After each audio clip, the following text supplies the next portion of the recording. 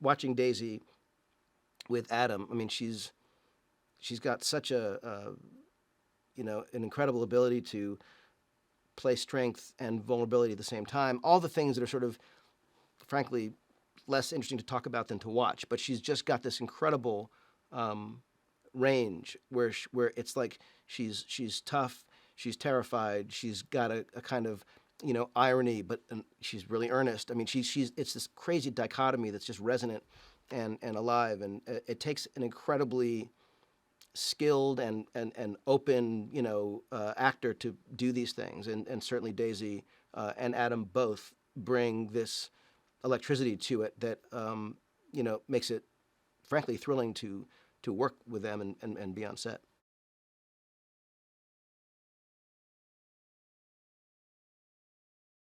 John is just such a wonderful actor and has just such a great range and an amazing sense of rhythm and humor, and I mean he's so funny. His delivery is great, and he's a wonderful actor to work with to bring this particular character to life.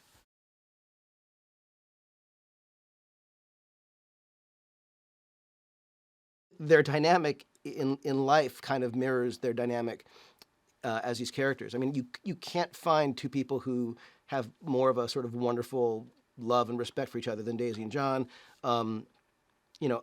Oscar and John are literally hysterical together.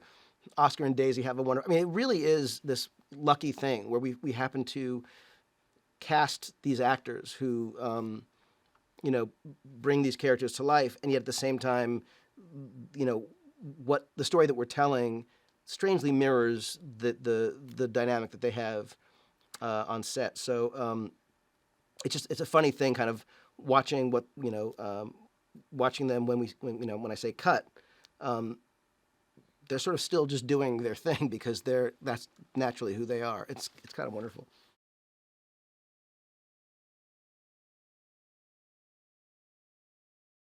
For me, getting to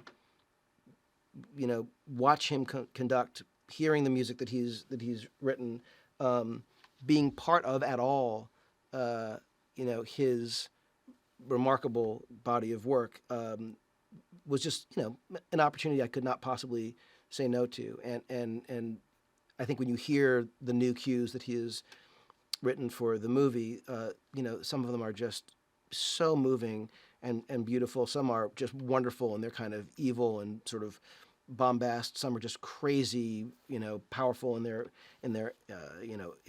energy and tension. And he's just like no other composer.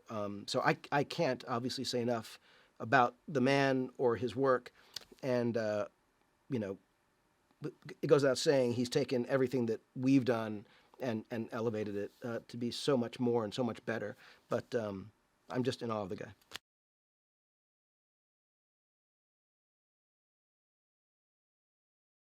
Star Wars has changed my life in a lot of ways. It's given me and those I've worked with, I think, the opportunity to do things, be places, collaborate with certain people, tell certain stories that I think we probably wouldn't have been able to otherwise, and certainly grapple with all sorts of logistical and practical,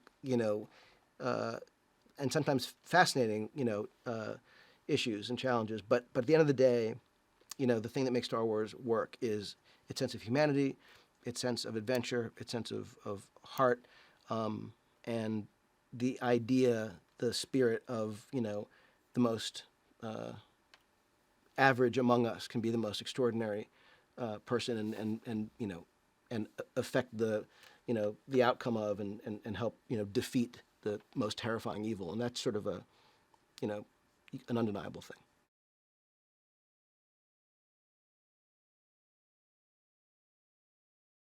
The thing that JJ said to me when we first met, first meeting the first time, was that I imagine a journey of a character where it's almost the opposite, just isolating the original trilogy. That the journey of someone who, the opposite of Vader, where Vader starts the most confident, the most experienced, and over the course of 3 films is chipped away till he's his most vulnerable. And he had the idea of starting someone at that place and doing almost the exact opposite. At the start of the third movie, I didn't know at that point how the third movie ended, but someone who almost starts the most vulnerable and the most susceptible and kind of gradually becomes more and more hardened with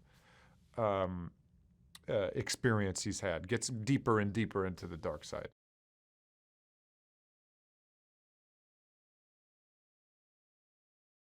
You find him at his most comfortable. Like with the Knights of Ren, before all those movies start, that's all he did was, be a grunt guy. So in a way, that's where he's most at home. It's diplomacy that he's always has trouble with. It's not having an emotional response and having a physical one is his problem.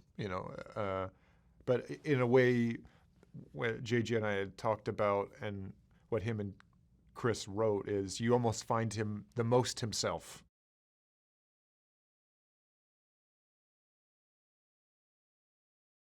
Working with Ian, I was really excited by, and but you get on set and you can't help but have him, get hit with, reliving these movies live, which is a pretty rare thing to have happen. You actually you get to act with, almost a memory, which was really exciting.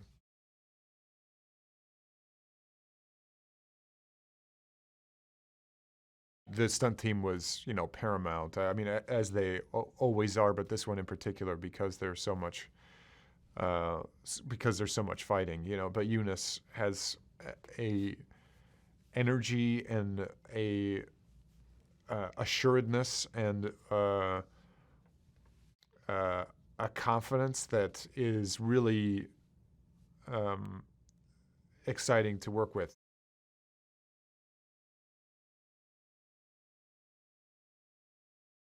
There's lots of reasons why those movies have such longevity or touch so many different people from different cultures is its specificity with a story, but at the same time is so relatable, being able to tell a very specific world but make it applicable to such a large culture and not sacrificing character for spectacle, even though spectacle is a huge part of that world.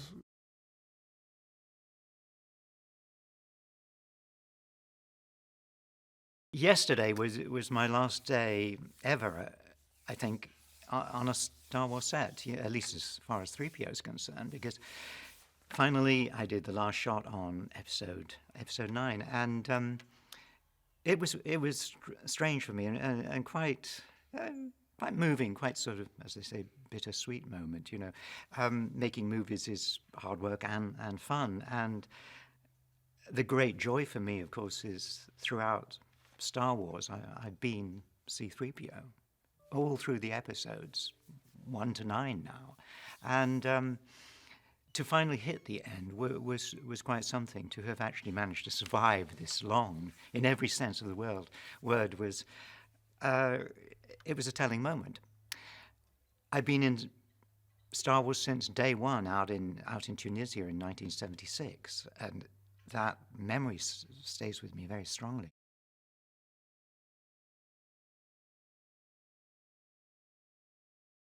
3PO's never been a kind of protagonist. He's not the big hero character, of course, and he's more reactionary than somebody who actually promotes the action. But here he's with a group of people, Poe and Finn and Rey and Chewie, going off on this adventure to find the thing. It's always finding the thing, isn't it? And he's there in the thick of it. And above just being part of a delightful team, JJ and Chris wrote kind of sequences where other things built up. So 3PO's always had some kind of antagonism between him and another character. It used to be Han Solo was always really, really very rude to 3PO, very dismissive. But very good drama, It was delightful working with Harrison like that. And now in this one, you have Poe, Oscar Isaac, What can I say? Adorable, brilliant. And somehow within the writing, Poe just gets irritated with 3PO all the time. And 3PO is kind of oblivious because Poe's a really nice guy and he's kind of subtle about being irritated by 3PO. And the way Oscar plays it is just so wonderfully subtle and real. I'm like, does he have to come? You know, that's so cruel. And in rehearsal, Oscar and I just used to laugh at these delicious lines, these encounters between the two characters.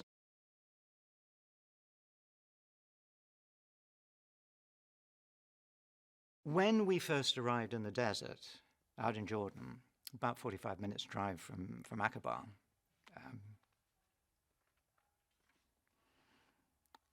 you left the main road and suddenly you were out going towards distant hills, mountains, craggy rock faces.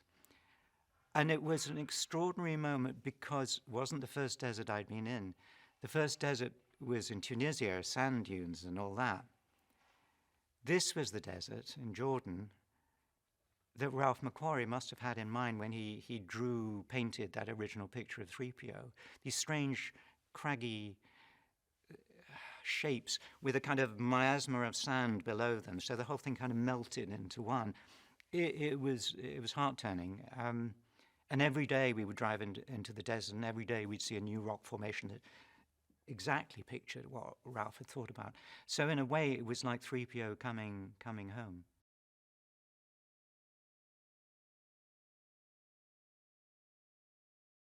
When you're an actor, you're always looking forward to doing some interesting things, and it was presented to me, and it wasn't a question of it being a leap of faith. I mean, I felt very fortunate. I felt very lucky. Listen, it's all an adventure. And that's the beauty of it.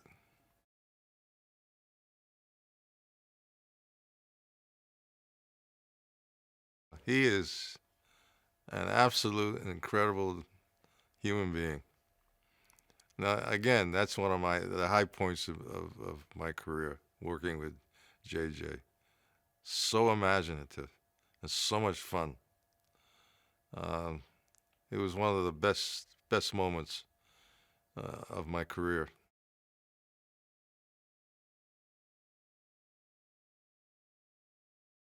I enjoy working with Daisy. I mean, she's a wonderful, extraordinary performer. In fact, I told her that I would love to see her play Joan of Arc. I think she would be fantastic. She's a lot of depth. There's a lot of presence. She's a very strong presence.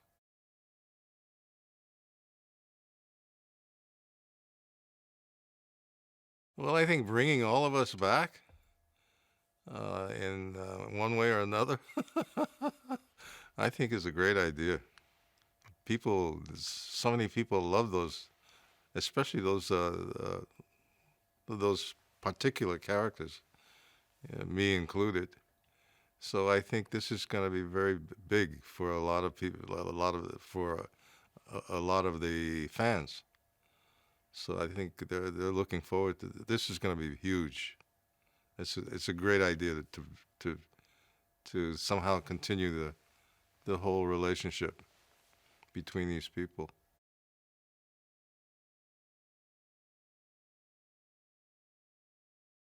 He is a Star Wars fan. His knowledge is so huge, and then because he made Episode 7. His knowledge of that is so huge. The linking of it all together, I think, is amazing. And with Chris, who is like nerd, like I saw him with 10 versions of, what was the book? It was some canonized universe, something or other that I'd never seen before, and he had 10 versions of it. So his knowledge of that side is so huge. The combination, I think, is great. So Chris has these ideas, and then JJ sort of gets, I feel like JJ gets it to the thing of us all understanding it. Because obviously JJ created it, so his dialogue really is what I understand. So I think it's a very worthy ending. I hope obviously other people do, but the feeling on set is one of joy, and I think everybody here feels really good about what we're doing, and I think that will go onto the screen.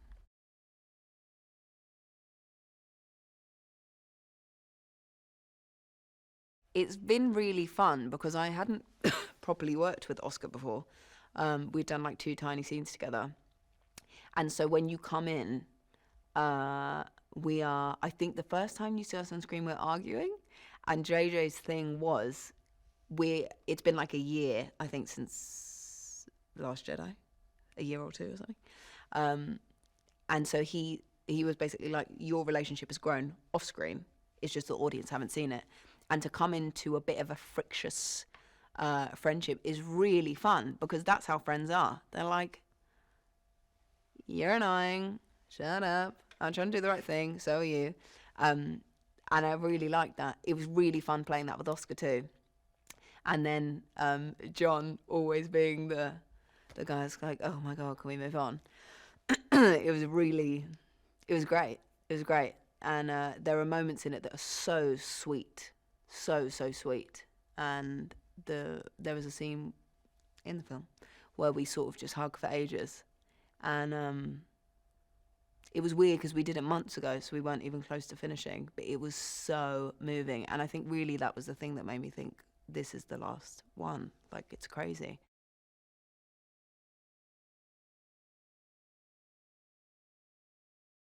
It was so sweet because I felt a real his vibe is really nice. And then it was really sweet because we got out of the speeder and he was showing me pictures of his granddaughter, and he said I reminded her of him. I reminded him of her. And I was like, oh, that's nice, because I sort of felt very like moved being with him. And then I thought, oh, maybe, I guess this is why, because there was some sort of connection. But he's such a suave man. He's just great, and I think in this, it is really moving, the stuff he has. It's great, and then it's really moving all of a sudden. Yeah, it's great, it's back.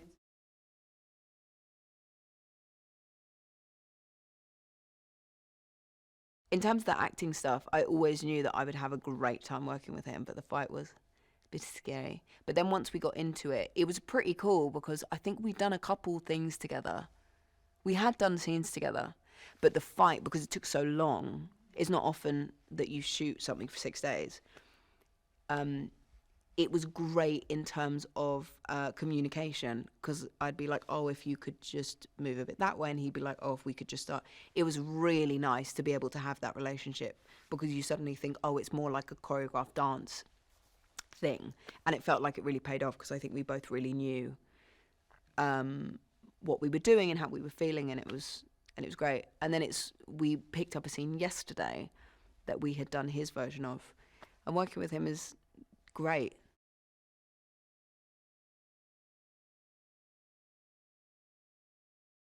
I think it will be really moving.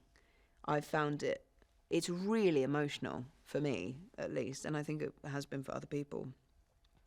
But it's really big themes that are sort of, if you took away the space element, it's just like people trying to figure it out and confronted with these really difficult obstacles. And that, I think, is the transcending thing of you could take this all away, and obviously the space thing is the thing, it's Star Wars. But it's these really moving small and big stories that are all interlinked, and how one thing cause and effect, like one thing, how that's affecting the fate of the galaxy. So hopefully people will feel that watching it.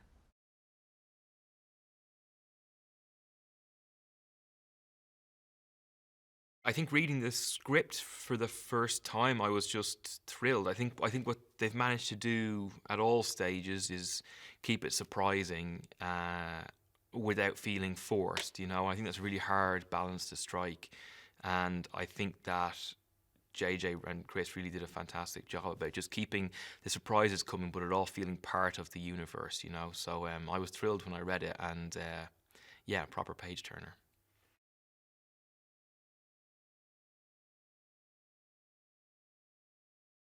I think as soon as you meet the First Order in this one, it's very clear that Hux is not vying with Kylo Ren for supremacy anymore. So the dynamic has changed utterly, because before they could both run to Dad, they could both run to Snoke and say he's misbehaved, and that's gone now. You know, Kylo Ren is in charge, so he still makes fun of Hux, and Hux is still at the end of some pretty stinging kind of jabs and stuff. But I think Kylo Ren is just not concerned with him anymore. You know, he's kept him there because it's easier than losing him. But I think he's suffering silently, I think.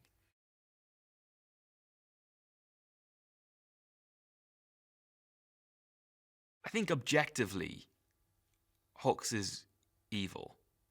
Because his actions, I mean, what defines you are your actions, and his actions are appalling.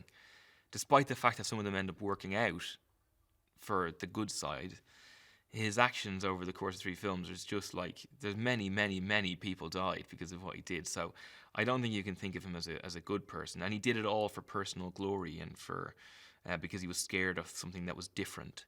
So yeah, I think objectively he is about as bad as a person can be. But he thinks he does it for the right reasons, you know. But it doesn't make it right.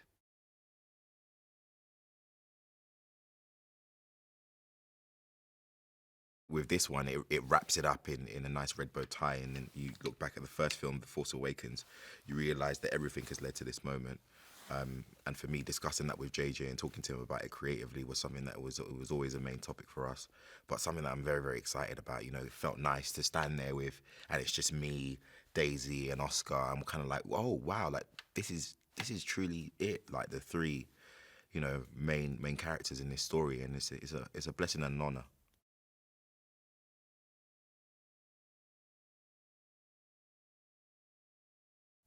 Definitely wanted Finn to eventually find his place, to have a team that he's fighting for, that he's rooting for.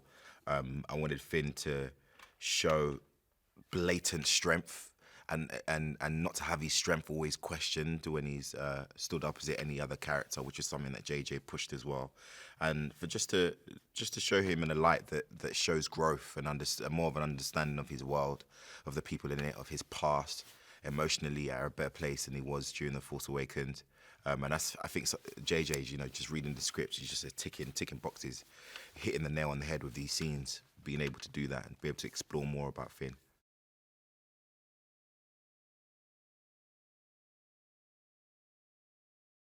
I think Finn's got his own thing, you know. I actually was looking at the costume. The gollets is something I haven't seen that before. Much more of a waistcoat situation. I know Han has his.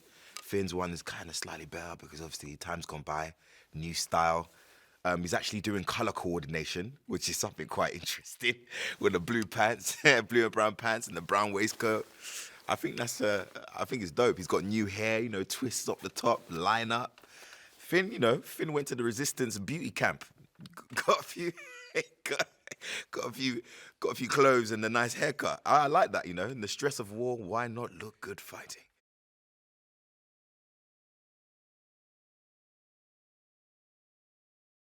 Billy D, that was cool. Everybody knew when Billy D was coming to the set for the first time. I think I even dressed up a specific way just so that if he so happened to want a picture, I'd look slightly in color coordination with his style. You know, the round collared shirts. He's the suavest man out here, and it was great working with him. It's good to see Lando back. Another connection to the past that is very much needed.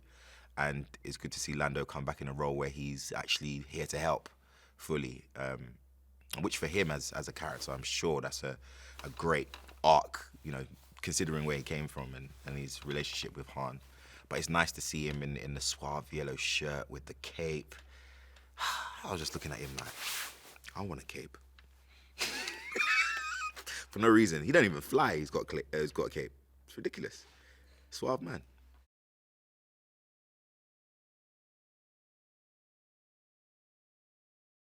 It's inspirational. It's nice. It's nice to see that people love a character that you've helped create, and it's nice to see people being given a chance to express themselves. But one thing I'm way more impressed by is when I see the girls as Finn.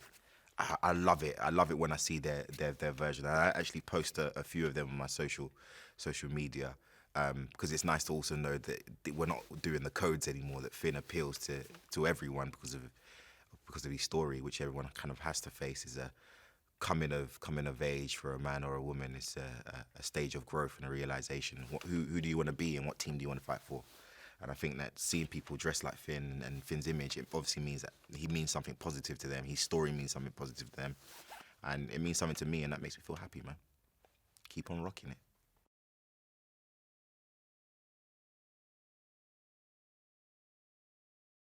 He is a marvelous man and a spirited director, and we can be grateful to him for so many things, not the least of which is finding Daisy Ridley.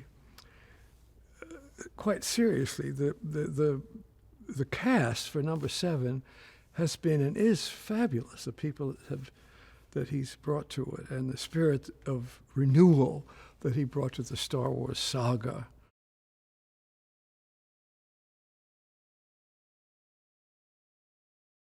To go back to the beginning of all of this Star Wars business, I mean, the London Symphony, who contributed enormously to the energy and the sound of what Star Wars has been.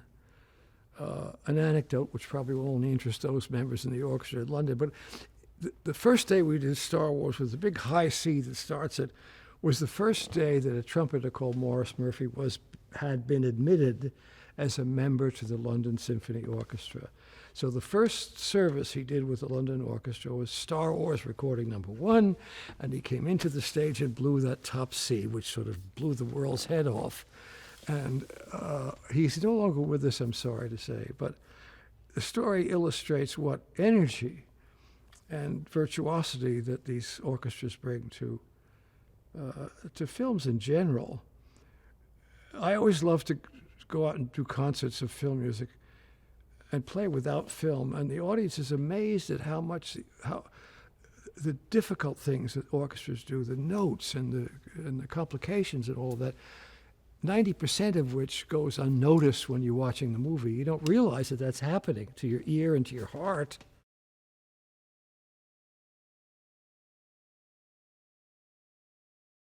With Ray's theme, I can treat it in the orchestra so that it's in a more grown-up way, which we tried to do.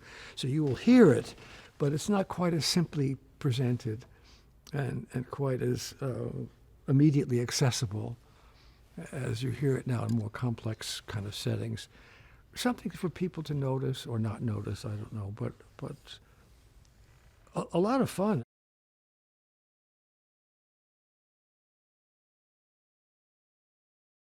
Well, the legacy characters are fun, of course. I didn't expect to see Lando again.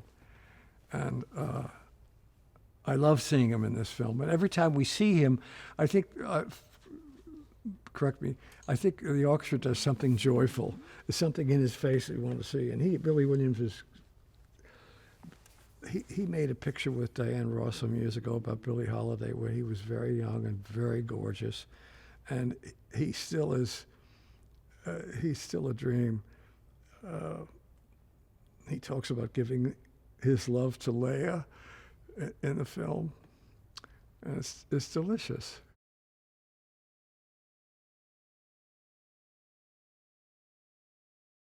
This is a unique opportunity, and it's never happened in the theater and film, whatever, where a composer can keep working on the same corporal, however to think of it, body of work, and continue to add to it.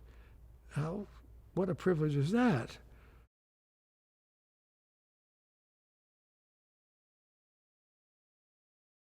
Well, I think to me, Chew has always resembled this epitome of loyalty and friendship, and coming with flaws, as of course. But he's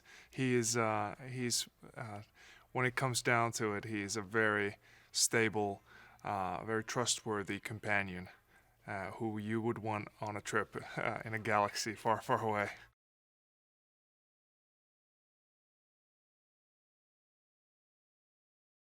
that was one of the coolest things I've ever done, because it just to get to be in a same speeder with Daisy, who is just I see her as a Jedi nowadays. I mean, she so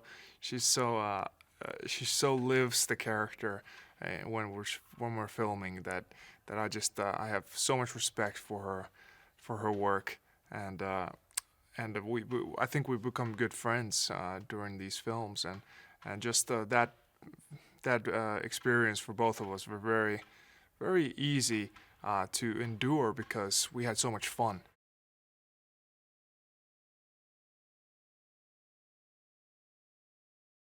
I met Billy quite a few times before this movie, and to just meeting him for the first time after he's been announced as cast in this movie, it's just he's such a friendly, honorable man, and to have him there sit beside me on the Millennium Falcon just felt like this flash of memories from the original trilogy, and how much his benign personality and just this kind of, he's such a warm soul.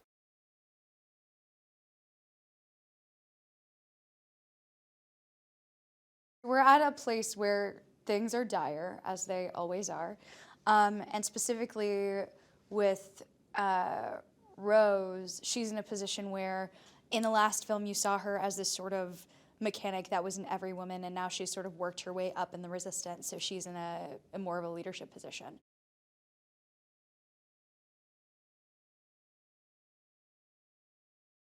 It was incredible. I mean, there were so many times walking on set, I would just think to myself how many months it took for people to build this as well as design it. And that was definitely one of those moments. And there were so many scenes with so many resistance members, and it was just overwhelming. It really felt like you were there. So it was really, really cool.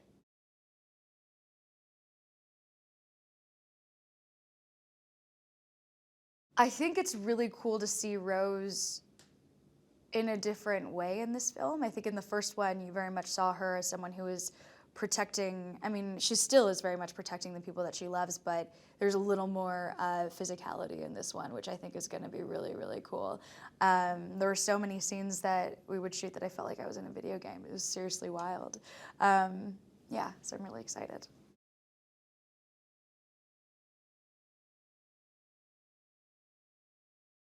With Daisy, John, and Oscar, they've been together in this crew, this tribe, for years now, and they have a really sweet, fun, rowdy chemistry together, and it's nice to be around. They're rowdy, and they're singing songs, and they're telling jokes, and being physical with each other. It's good. They, in a way, have grown up together through this experience, this adventure.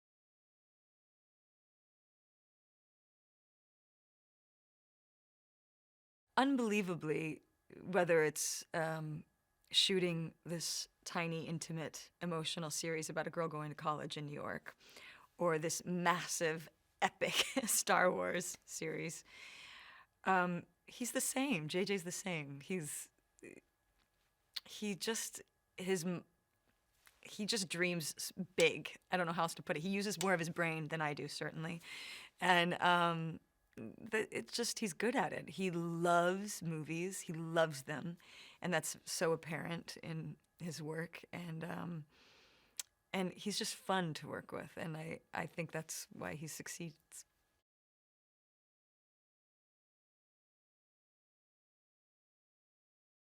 My scenes, I got to really work with a lot of the real actors, which was so helpful.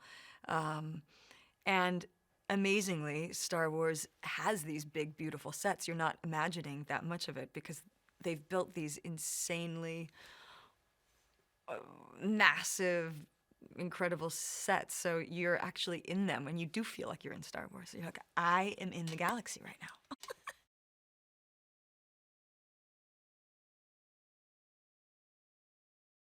I always thought it was so smart of George to include a character that was so accessible to young people.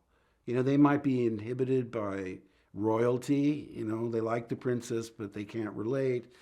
They like Han Solo, but he's a gambler and a scoundrel and a rogue and all those things. And there's a wizard that, again, is magical and scary characters like Darth Vader. But of all the characters, Luke was a simple farm boy. And the young people could relate to that. Like, oh, I could do that. Or I would feel comfortable being around him. So I thought that was a really smart move. And I hope that if there's any lasting legacy of the character is the idea that you can accomplish anything you want if you believe in yourself and are selfless and willing to do what's right for the greater good. You know, he was a symbol of optimism, and I think that's probably the most satisfying aspect of the character.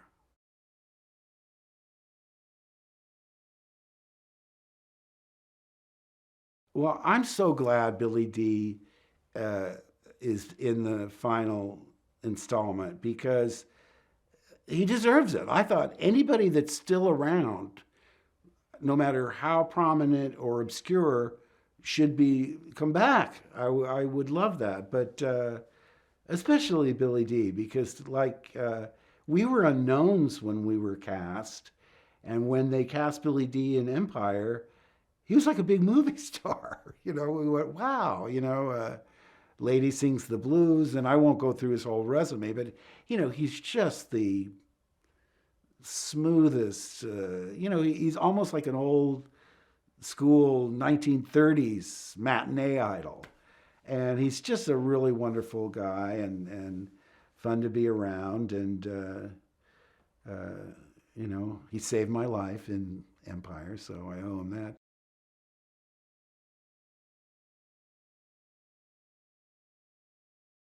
Well, the theme of redemption is important, not just in Star Wars, but in life. I mean, no one's perfect. Jedis make mistakes, you know. I think that the Jedis aren't gods. They're people that are devoted to a higher power and doing what's right and what's good. But I think it's comforting for people to the idea that despite having done wrong, either intentionally or unintentionally, they're able to right those wrongs and be forgiven.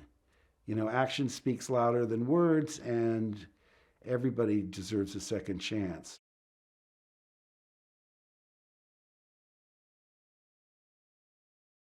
Luke, obviously, that, you know, as you come into this new generation of characters, Luke's story has been told. It's their story, and he, like Jiminy Cricket or like Obi-Wan, is there to sort of guide and offer advice from his experience. And I'm sure, yes, absolutely, recognize that element of danger for Rey, and of course feeling guilt-ridden over his relationship with his nephew. So that's got to haunt him as well.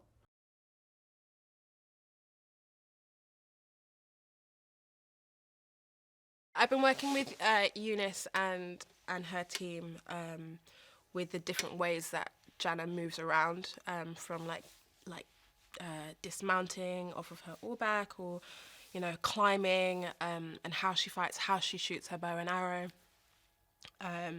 So it's like a constant like language that we're trying to build up with her, so that she really comes across as a trained fighter, and someone who is really adapted to working with the tools that she uses to fight and survive. And it's been incredible.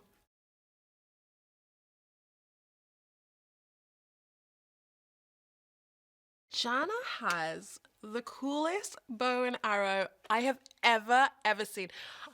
It's two-handed, so she can swing it from one side to another. She's like made arrows out of like old piping and stuff like that. Like everything she has is like really like made from her environment and what she can make the best out of. She's so resourceful. Like even her shoes are old stormtrooper boots that she's like cut down to size to like make into something that she can travel better in. So the bow and arrow, it's like both deadly and awesome looking. It's really cool. I love it.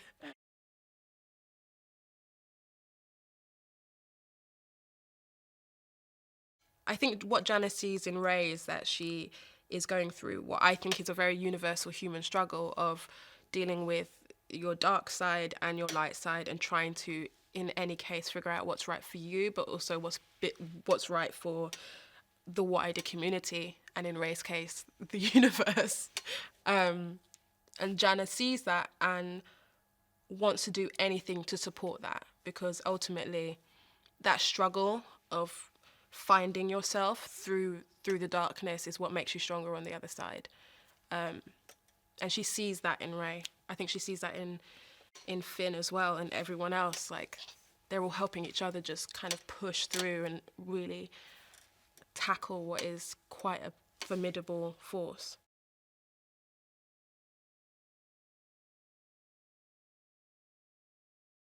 This episode 9, what JJ and Chris have done it's a monumental task. They've had to really find a way to encompass the entire Skywalker saga that's lasted for 40 plus years, and to find a way to meaningfully make it all feel both surprising and also inevitable. And I think that's exactly what they've done. I think once you get to the end, I know when I first read the script and I got to the end, I was so overcome with emotion because it had a finality to it, which it's just hard to imagine that Star Wars could ever have that, because I think one of the most amazing things about the Star Wars universe, and really what George Lucas did from the very get-go, is he made it feel like there was always so much story happening outside of the one you were watching. Every prop, every character felt like it had its own long history, and we were just getting to see a glimpse. By starting with episode 4 originally, already you're starting in media res, you're starting in the middle of the story, and so people could just pour their imagination into, well, what was happening before? Who is this person? Where did this person come from? And I think the mystery of that is also what created such a phenomenon. And so to take all of that and to capture that spirit and bring it to a conclusion has been such an amazing task, and I think they've done an incredible job.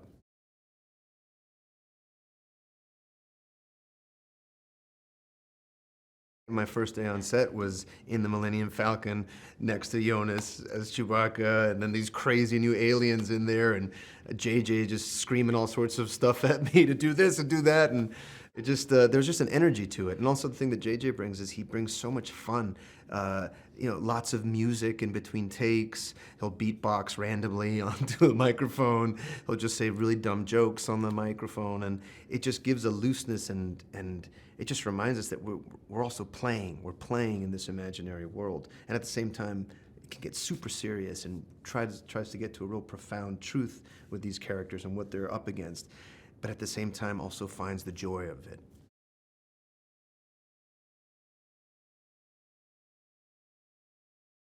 What's been great about Daisy's Rey has been seeing the growth throughout these 3 films. I think when we first met her in The Force Awakens, she was just this incredible raw potential. Already had so much power within her, but she just had no way of harnessing it, had to discover that she even had that, and to witness that awakening. And then seeing that really challenged in the second film, and not understanding who she was, and really desperately searching for these questions.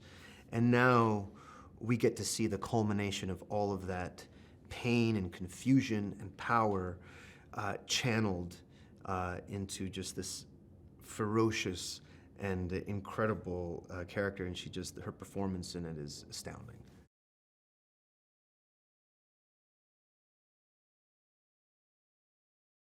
I think the other thing with John and the exciting thing about episode 9 is that this was a real chance for us to really work together. Thankfully, JJ and Chris Terrio were like, all right, we've kept them far apart enough. Let's put these guys together.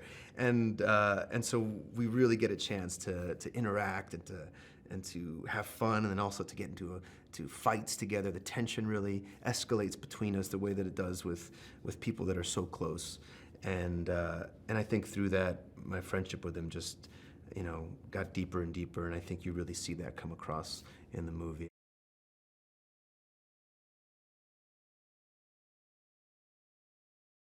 I was surprised by the passion of the fans and how that never seems to waver. That, you come to things like Celebration or D23 or Comic-Con and just how much it means to people over the years, and how that is also passed on to their kids, and just the lineage and the history of the whole thing. And I'm also surprised that to feel like I am a real part of that lineage and that history as well, and that it's not just these 3 movies, but that it has been this long, beautiful arc over these last 40 plus years.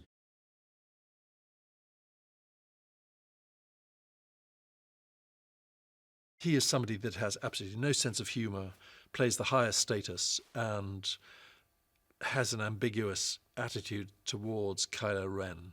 And I think, like all very ambitious people, and somebody who is of a certain age, which he is, there's a feeling that he is out for himself and would kill or do whatever was required to get ahead. So utterly ruthless and, working while apparently giving obeisance to Kylo Ren. I had no doubt in my mind that he thought, well, he could do a better job. So I suppose that's the nature of these kind of men.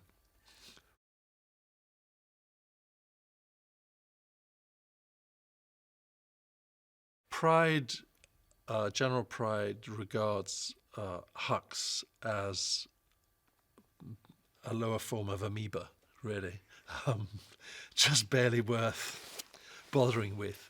So I think the sooner he can supersede him, the better. So, because Domhnall's such a good guy, it was extremely enjoyable to pull status on him, especially as he'd been in the films before I ever had. So I was like, new bug on the first day at school.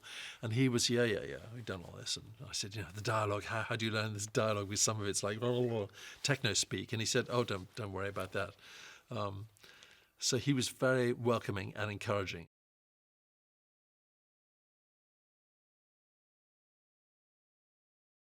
When you are facing somebody who is wearing a mask on top of that head, it is intimidating, because in real life unless somebody's covered in a balaclava, you can see the person's eyes and you know what you're dealing with. You've got somebody dressed like him with this incredible presence that he has, physicality. It is, just by its nature, intimidating. Added to that, there is the intensity and commitment that he brings to playing this part. So the combination of the two make for an intimidating presence.